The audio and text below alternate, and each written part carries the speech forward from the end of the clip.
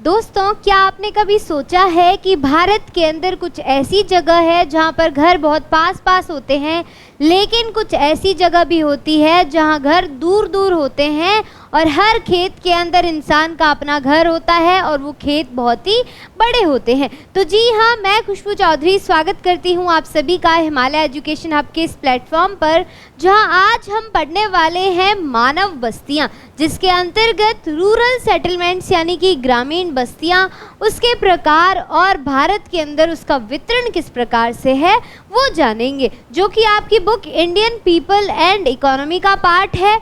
और ग्रामीण बस्तियों का प्रकार, भारत के अंदर वितरण यानी कि डिस्ट्रीब्यूशन किस प्रकार से है उसको जानेंगे। तो सबसे पहले तो हम ये बात करेंगे कि जो ह्यूमन सेटलमेंट है, मानव बस्तियां हैं, उसके अंदर रूरल सेटलमेंट और अर्बन सेटलमेंट में डिफरेंस क्या होता है, क्यों हमें डिफरेंस देखने को मिलता है, कौन से ऐसे कारक है जो जिम्मेदार है मानव बस्तियों के इस बहुत ही अनइवन डिस्ट्रीब्यूशन के यानी कि असमान वितरण के। तो सबसे पहले हम जानेंगे मानव बस्ती होती क्या है। तो मानव बस्ती जो कि घरों का वह संकुल है जहाँ लोग रहते हैं, मतलब जहाँ लोगों के घर है आसपास में, वो क्या हो गई, मानव बस्ती हो गई। अब ऐसा तो नहीं है कि जो घर दूर दूर है वो मानव बस्ती का हिस्सा नहीं है, वो भी मानव बस्ती ही कहलाते हैं। अब इसमें लोगों का समूहन और संसाधन क्षेत्र का आवंटन शामिल होता है। सबसे पहला और इम्पॉर्टेंट जो फैक्टर है, जो कारक है, वो होता है नेचुरल रिसोर्सेस। क्या होता है? नेचुरल रिसोर्सेस यानी कि प्राकृतिक संसाधन किस प्रकार के हैं किसी भी क्षेत्र के अंदर। अब ये जो प्राकृतिक संसाधन है उस पर निर्भर करेगा कि उस क्षेत्र के अंदर मानव बस्तियां किस प्रकार से वितरित है और कौन कौन से प्रकार की बस्तियां हमें देखने को मिलेगी। तो आज हम जानेंगे कि कैसे हिमालय क्षेत्र के अंदर लोगों के घर दूर दूर है। वहीं गंगा के मैदान के उदाहरण की अगर हम बात करें तो वहाँ पर घर बहुत ही पास पास है। तो बस्तियों के प्रकार, उनका आकार और उनका स्वरूप किस प्रकार से भिन्न है ये जानेंगे। पल्ली से महानगर तक का सफ़र हम जानेंगे कि किस प्रकार से एक ग्रामीण क्षेत्र धीरे धीरे शहरी क्षेत्र में या महानगर के अंदर कन्वर्ट हो गया, परिवर्तित हो गया। आकार के साथ साथ हम आर्थिक, सामाजिक और तकनीकी परिवर्तन भी देखेंगे कि किस प्रकार से आर्थिक कारक, सामाजिक कारक और तकनीकी कारक जिम्मेदार है इन मानव बस्तियों के वितरण के लिए। तो अगर हम बात करें सबसे पहले ग्रामीण बस्ती और नगरीय बस्ती के बीच के डिफरेंस की या क्या भिन्नता हमें देखने को मिलती है, तो सबसे पहला हमारा आधार रहेगा कि आकार। अब ग्रामीण बस्तियां छोटे आकार की होती है, नगरीय बस्तियां बड़े आकार की होती है, साथ ही यहाँ पर घर जो है वो बहुत ही पास पास होते हैं।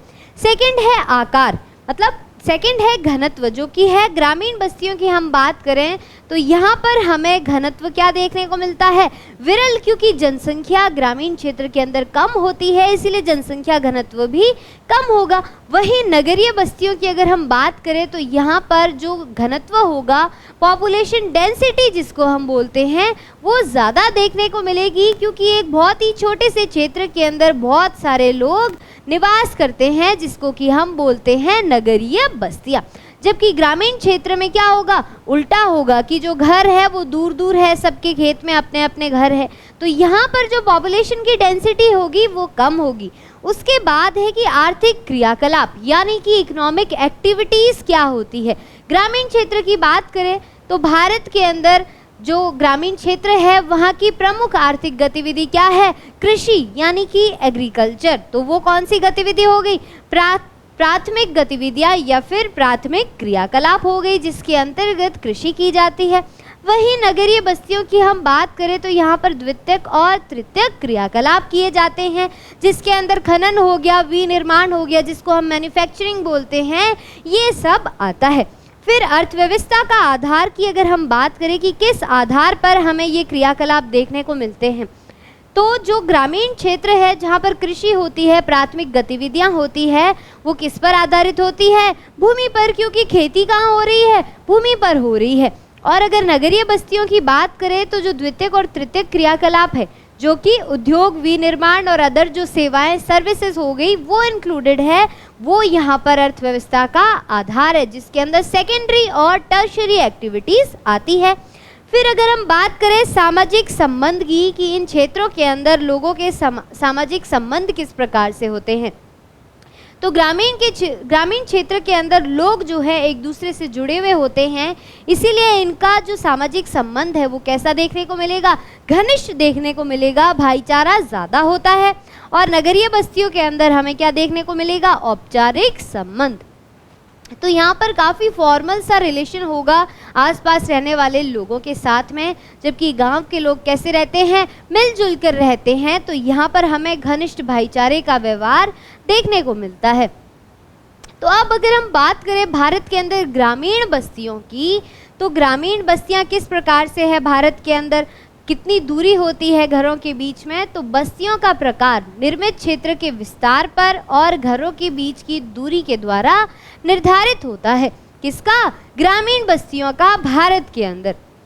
इसके निर्धारक कारक कौन कौन से हैं, सबसे पहला है भौतिक लक्षण, यानी कि जो भूमि है वो किस प्रकार की है, जैसे कि हिमालय का पर्वतीय क्षेत्र हो गया, गंगा का समतल मैदान हो गया, या फिर हम बात करें केरला के पहाड़ी और जंगली क्षेत्र की, तो हमें देखने को मिलेगा कि भूभाग की प्रकृति किस प्रकार की है, कि नेचर कैसा है वहाँ की ज़मीन का, उस पर डिपेंड करता है कि किस प्रकार की मानव बस्ती वहाँ पर होगी। सेकंड हमें देखने को मिलेगा ऊंचाई की, पर्वतीय क्षेत्रों में कम लोग रहते हैं क्योंकि वहाँ पर खेती करना मुश्किल होता है। साथ ही हिमालय का जो पर्वतीय क्षेत्र है वहाँ पर ठंड बहुत ज़्यादा पड़ती है। तीसरा है जलवायु, कि किसी क्षेत्र की जलवायु नम है या फिर सूखी है, यानी कि ह्यूमिड है या फिर ड्राई क्लाइमेट है वहाँ का, या फिर ठंडी जलवायु है या फिर गर्म जलवायु है, कि काफ़ी ज़्यादा ठंडा मौसम रहता है या फिर गर्म मौसम रहता है, जैसे कि राजस्थान के अंदर थार मरुस्थल के अंदर। फिर है जल की उपलब्धता। अब जल की उपलब्धता का सबसे बड़ा एग्जाम्पल हमें देखने को मिलेगा गंगा के मैदान, जहाँ पर वाटर की अवेलेबिलिटी क्या है, भरपूर मात्रा के अंदर स्थित है। तो हमें क्या देखने को मिलेगा कि यहाँ पर लोगों का जो घर है वो बहुत ही पास पास में बने हुए होते हैं, और गंगा के मैदान के क्षेत्र का जो घनत्व है, पॉपुलेशन डेंसिटी है, वो भी काफ़ी ज़्यादा है। दूसरा एग्जाम्पल हमारा रहेगा राजस्थान, कि वहाँ पर जल कम है तो लोग भी कम रहते हैं। तो यहाँ हमें क्या देखने को मिल रहा है कि किस प्रकार से किसी क्षेत्र में अवेलेबिलिटी ऑफ वाटर डिसाइड करती है कि वहाँ पर मानव की बस्तियाँ किस प्रकार से होगी। सेकंड कारक हमारे पास रहेगा सांस्कृतिक और मानव जातीय कारक, यानी कि समाज किस प्रकार का है उस क्षेत्र के अंदर। तो सामाजिक संरचना हो गई, जाति के आधारित लोग ग्रुप में एक साथ रहते हैं, धर्म के आधारित लोग एक गुच्छे में रहते हैं। तो लोग क्या करते हैं, एक ही जाति या एक ही धर्म के लोग एक समूह में आसपास में घर बना लेते हैं। तो इस प्रकार की बस्तियां कैसी होगी कि छोटे छोटे समूहों के हमें घर देखने को मिलते हैं। फिर है सुरक्षा संबंधी कारक, यानी कि चोरियों से बचने के लिए, डकैतियों से बचने के लिए सुरक्षा के कारण लोग जो है वो पास पास में रहते हैं। तो पहले के समय पर जंगली जानवरों से सुरक्षा के लिए और चोरी डकैती से बचने के लिए लोग क्या करते थे, आसपास रहते थे। तो हमने यहाँ पर मुख्यतः कितने कारक जाने, 3 प्रकार के कारक जाने, जिसमें सबसे पहला है भौतिक लक्षण, यानी कि भूभाग की प्रकृति, ऊंचाई, जलवायु और जल की उपलब्धता। सेकंड है सांस्कृतिक एवं मानव जातीय कारक, यानी कि सामाजिक संरचना किस प्रकार की है, वहाँ पर किस जाति के लोग रह रहे हैं, किस धर्म के लोग रह रहे हैं। थर्ड है सुरक्षा संबंधी कारक, चोरियों, डकैतियों और जंगली जानवरों से बचने के लिए किस प्रकार के सेटलमेंट या बस्तियां हमें देखने को मिलती है। तो भारत के अंदर मुख्यतः 4 प्रकार की ग्रामीण बस्तियां हमें देखने को मिलेगी, जिसमें हमें देखने को मिलेगा कि सबसे पहली कौन सी है, गुच्छित या फिर क्लस्टर्ड बस्तियां, जो कि सहत या संकुचित होती है, जैसा कि आप इस चित्र के अंदर देख सकते हैं कि घर बहुत ही पास पास होते हैं। सेकंड नंबर पे हमारी आती है अर्धगुच्छित, जिसको सेमी क्लस्टर्ड या फिर विखंडित केंद्र कहते हैं, कि हमें देखने को मिलेगा एक केंद्र है जहाँ पर घर बहुत पास पास है, लेकिन आसपास के एरिया में घर थोड़े दूर दूर है, इसीलिए इसको क्या कहा जाता है, विखंडित केंद्र कहा जाता है। थर्ड है हमारा पल्लीकृत या फिर हैमलेटेड सेटलमेंट, जिसको पृथक इकाइयाँ और इनका जो नाम है, मतलब गांव का नाम तो एक होगा, लेकिन हमें क्या देखने को मिलेगा कि जो लोगों के समूह हैं वो थोड़े थोड़े डिस्टेंस से और अलग अलग रह रहे हैं, जिसको कि क्या बोलते हैं, पल्लीकृत बस्तियां बोलते हैं। चौथा हमारे पास है परिक्षेपित यानी डिस्पर्स्ड ह्यूमन सेटलमेंट, एकाकी एवं विक्षेपित। ये जो सेटलमेंट है ये काफ़ी ज़्यादा दूर होते हैं। तो चलिए फटाफट से शुरू करते हैं पहले टाइप की मानव बस्ती से, जो कि भारत के ग्रामीण क्षेत्र के अंदर हमें देखने को मिलती है। तो फर्स्ट है यहाँ पर क्लस्टर्ड सेटलमेंट, जिसको कि गुच्छित बस्तियाँ कहते हैं। नाम से ही पता लग रहा है कि गुच्छे में घर है। तो ये जो बस्तियाँ हैं यहाँ पर घरों का एक सहत और संकुचित निर्मित क्षेत्र होता है। जैसा कि आप यहाँ पर इमेज में देख सकते हैं, सारे घर पास में बने हुए हैं, लाइन से बने हुए हैं। तो यहाँ पर क्या होगा, तंग गलियाँ होगी, भीड़ भाड़ ज़्यादा होगी। फिर यहाँ की संरचना किस प्रकार की होगी कि रहन सहन का क्षेत्र खेतों चारागाहों से दूर होता है। तो हमें स्पष्ट रूप से देखने को मिलेगा कि एक ही क्षेत्र में घर बने हैं और खेत खलियान जो हो गए, चारागाह हो गए, वो सभी घरों से दूर है, अलग है। यहाँ पर देखने को मिलेगा गलियाँ आयताकार है, अरीय और रेखीय ज्यामितिक आकृतियाँ बनती है। इसका क्या मतलब हुआ कि कुछ ऐसी बस्तियां जो कि किसी केंद्र के चारों ओर एक लाइन में बनी हुई होती है, या फिर हम ये कह सकते हैं कि कोई बस्ती जो सड़क के किनारे बसी हो तो वो रेखीय ज्यामितिक आकृतियां हमें देखने को मिलती है। तो जिस प्रकार की फैसिलिटी वहाँ पर होगी, जो सड़क वाला क्षेत्र होगा जहाँ पर अच्छा परिवहन की सुविधाएं हैं, वहाँ पर हमें रेखीय बस्तियाँ देखने को मिलेगी। तो हमें क्या देखने को मिल रहा है कि यहाँ पर जो भी फैसिलिटीज़ है उसके अनुसार बस्तियाँ देखने को मिल रही है। तो यहाँ की गलियाँ भी कैसी होती है, तंग गलियाँ होती है। अब स्थान की बात करें कि ये बस्तियाँ हमें कहाँ देखने को मिलती है, तो उपजाऊ जलोढ़ मैदानों में उत्तर पूर्वी राज्यों में हमें सामान्यतः ये देखने को मिलता है कि ये जो गंगा का मैदान है जो कि काफ़ी ज़्यादा उपजाऊ है, साथ ही उत्तर पूर्वी राज्य हो गए, तो ये सभी क्षेत्र हमें देखने को मिलेगा कि यहाँ पर लोग कैसे रहते हैं, गुच्छित बस्तियों में रहते हैं, एक साथ रहते हैं। सुरक्षा के पर्पज से, यानी कि वो कारण जिसमें लोग सुरक्षा को मद्देनज़र रखते हुए घरों का निर्माण करते हैं, जैसे कि बुंदेलखंड और नागालैंड के अंदर। तो हमें देखने को मिलेगा कि ये जो बुंदेलखंड का क्षेत्र है, इधर नागालैंड का क्षेत्र है, तो यहाँ पर लोग जो है सुरक्षा के पर्पज से आसपास में रहते हैं। दूसरा हमें कारण देखने को मिलेगा कि जल संसाधनों का अधिकतम उपयोग करना, जैसे कि राजस्थान के अंदर। तो यहाँ पर हमें देखने को मिलती है क्लस्टर्ड सेटलमेंट।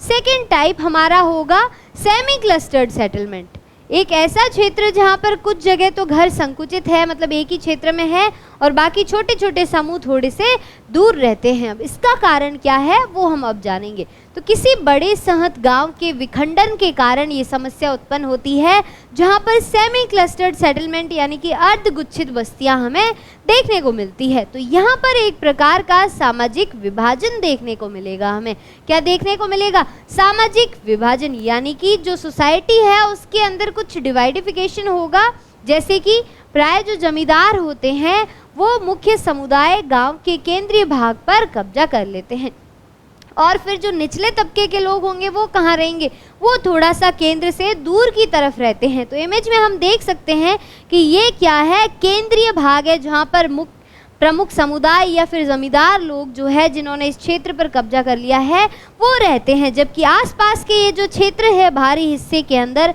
यहाँ पर निचले तबके के लोग रहते हैं, यानी कि वो लोग जो कि सर्विस करते हैं।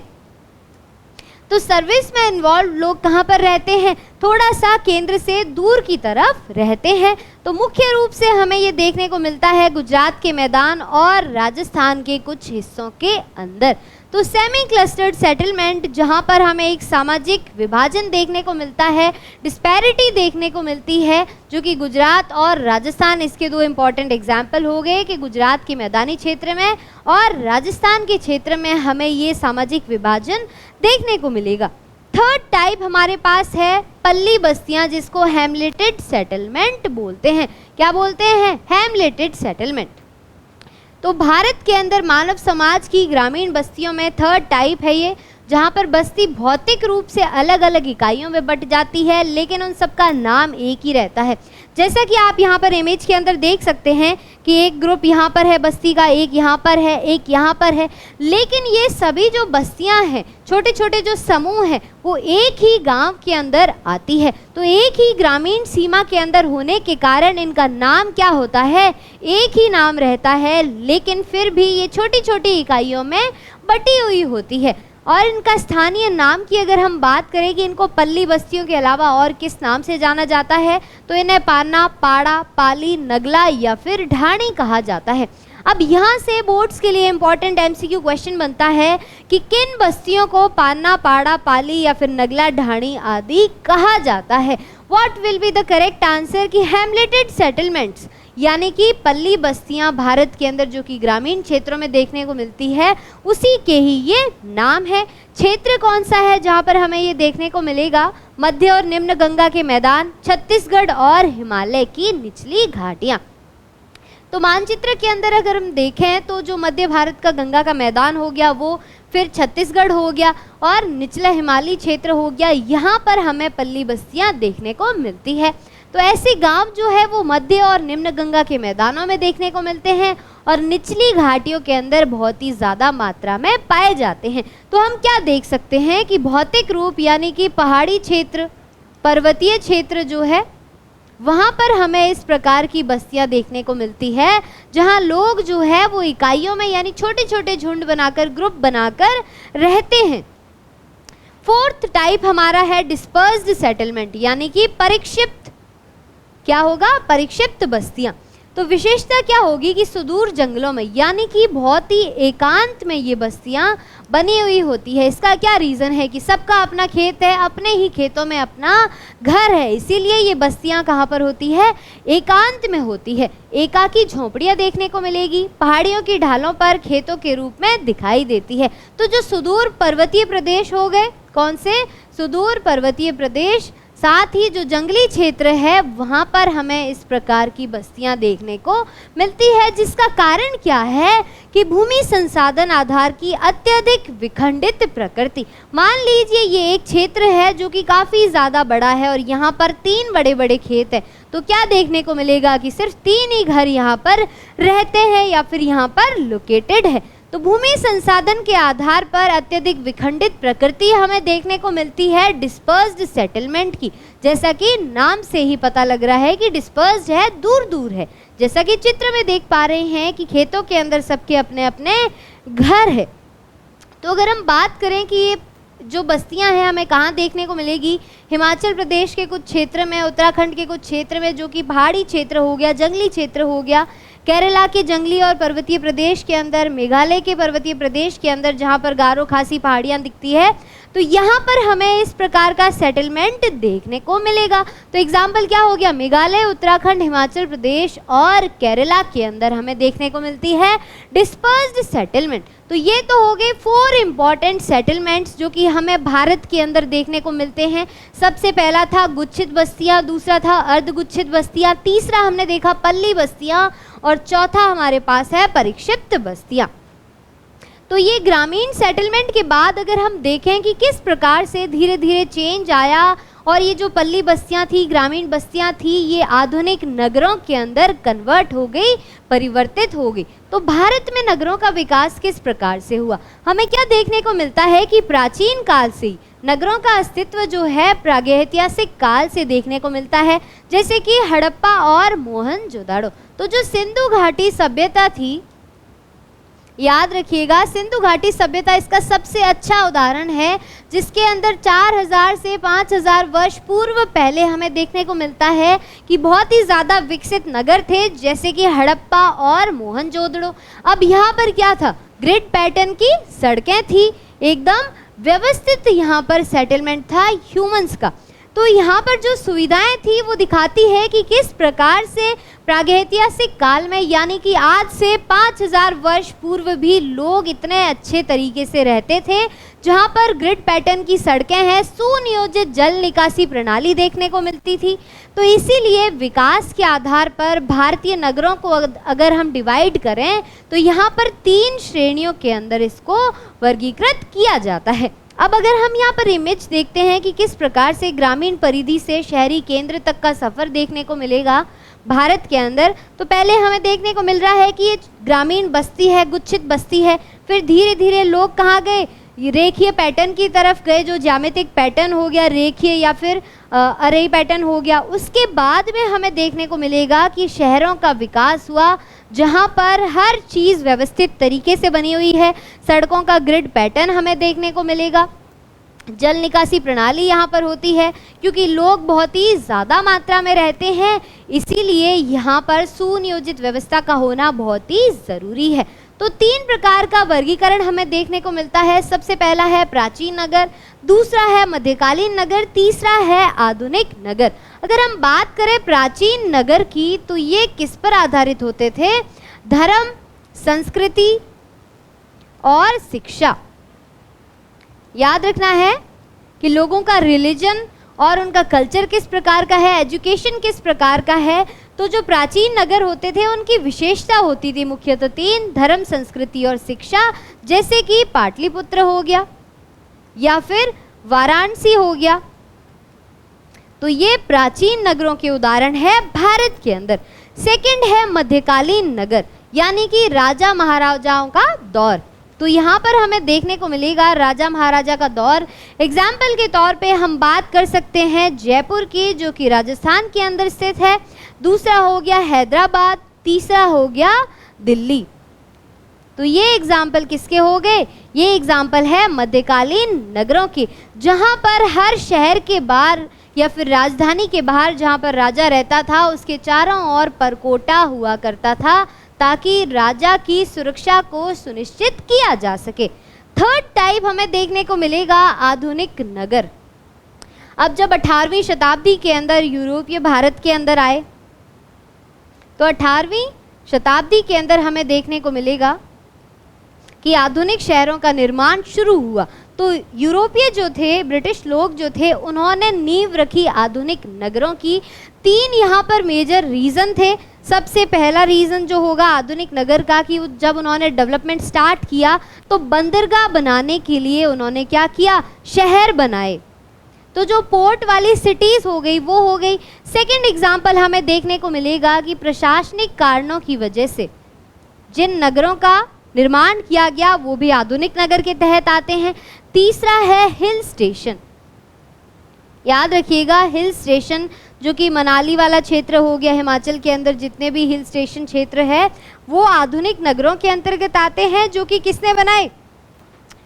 यूरोपीय या फिर ब्रिटिशर्स ने बनाए, जब वो 18वीं शताब्दी के अंदर भारत के अंदर आए थे। आगे नगरी जो बस्तियां हैं उनके बारे में हम अगले सेशन में बात करेंगे। आज हम इसके बारे में इतनी ही बात करेंगे कि मोटे मोटे तौर पर मैंने बता दिया कि किस प्रकार की सिटीज़ हमें देखने को मिलती है, कि प्राचीन नगर, मध्यकालीन नगर और आधुनिक नगर। अब इसके बाद हम फटाफट से रिविजन कर लेते हैं जो चैप्टर हमने आज पढ़ा है। सबसे पहला क्वेश्चन है, पान्ना, पाड़ा, पाली और नगला जैसे स्थानीय नाम किस प्रकार की बस्तियों से संबंधित है? Very important question for your board exams and CUET exams, जहां पर ये MCQ क्वेश्चन आ सकता है। तो यहाँ पर ऑप्शन देखने को मिलेगा डिस्पर्स सेटलमेंट। ये हमें कहाँ देखने को मिलते हैं? एकांत में, सुदूर पर्वतीय और पहाड़ी जंगली प्रदेशों के अंदर। सेकंड है गुच्छित बस्तियाँ। ये क्लस्टर्ड सेटलमेंट होते हैं, यानी कि यहाँ पर घर कैसे होते हैं? संकुचित होते हैं, पास में होते हैं। थर्ड है पल्ली बस्तियाँ। ये करेक्ट आंसर है कि जो पल्ली बस्तियाँ हैं जहाँ पर लोग जो है इकाइयों में विभाजित होते हैं, मतलब छोटी छोटी इकाइयाँ होती है, लेकिन वो जो लोगों का घर है जिस क्षेत्र के अंदर है उस गांव का नाम एक ही होता है। तो पल्ली बस्तियां जहां पर लोग इकाइयों में विभाजित होते हैं उसी को ही पान्ना, पाड़ा, पाली या फिर नगला जैसे स्थानीय नाम से बुलाया जाता है। फोर्थ है अर्धगुच्छित बस्तियां, यानी कि सेमी क्लस्टर्ड बस्तियां, जहां हमें देखने को मिलेगा कि एक समूह तो कहाँ रह रहा है? सेंटर के अंदर रह रहा है, बाकी छोटे छोटे समूह जो है निचले तबके के लोग हैं वो थोड़े से दूर दूर रह रहे हैं, क्षेत्र के बाहरी हिस्सों के अंदर रह रहे हैं। तो your correct answer is Hamlet settlement, जिनको पान्ना, पाड़ा, पाली और नगला कहा जाता है। सेकेंड क्वेश्चन हमारे पास है कि गुच्छित ग्रामीण बस्तियों की प्रमुख विशेषता क्या है? फर्स्ट ऑप्शन क्या है कि बस्तियां सामाजिक समूहों के अनुसार कई छोटी इकाइयों में बटी हुई होती है। ये हमें कहाँ पर देखने को मिलता है? ये हमें देखने को मिलता है पल्ली बस्तियों के अंदर। फिर है घर सुदूर जंगलों या पहाड़ों की ढालों पर बिखरे हुए होते हैं, तो ये तो हो गए डिस्पर्स सेटलमेंट। फिर है प्रमुख समुदाय केंद्र में और निम्न वर्ग के लोग बाहरी हिस्सों में बट जाते हैं, तो ये कौन सा हो गया, सेमी क्लस्टर्ड सेटलमेंट हो गया। फोर्थ हमारे पास है आवासों का एक सहज क्षेत्र जो खेतों और चारागाहों से स्पष्ट रूप से अलग होता है।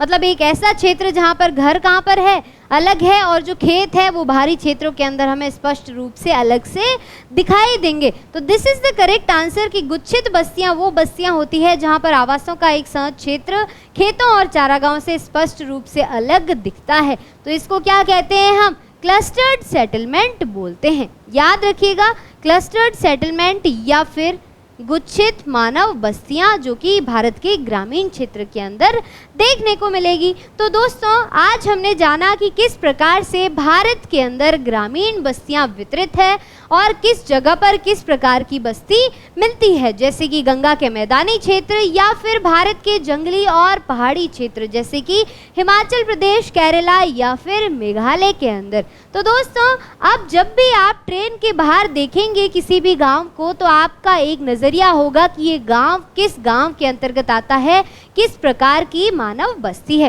तो आज के लिए इतना ही, मिलते हैं एक और मज़ेदार कक्षा में, तब तक के लिए स्वस्थ रहिए, मस्त रहिए।